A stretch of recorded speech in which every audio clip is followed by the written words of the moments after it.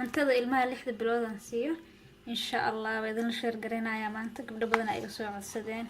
yaantan video ma soo sameeynin marka waa iska yara mashquulay ma dhigi jiray kan hadda gacanta ku hayo waxa waaye waa fruit la shiiday marka 4 bilood iyo xalsiya wixii ka weyn ilaa 6 bilood marka gabadha hadda 6 bilood wax yar ayaa uga dhiman vitamin C iyo waxyaabaha ku jira liin sonkor ma lahan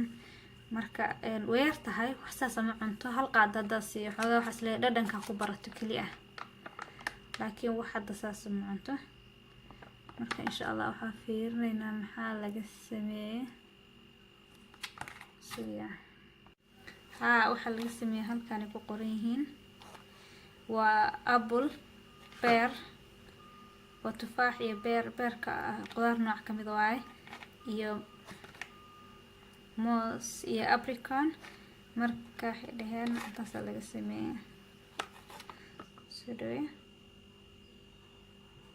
with vitamin C marka tan casha ahaan ama qada ahaan quraac ahaan ay marmar u siiya oo wax yar iska soft ah very aad bay u tahay jilicsan tahay halkan aad ka arki kartaa beerka bahalkan ee la yiraahdaa meesha ku sawiran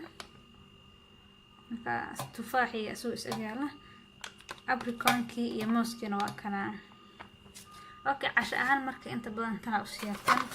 ku qoranta waa 4 bilood iyo ilmaha weyn marka iyadoo waxa waaye bariis iyo qudaar la isku daray waa cunto adag waxa lagu talagalay cunuga habeenkii soo kaca inta badan oo kale in la siiyo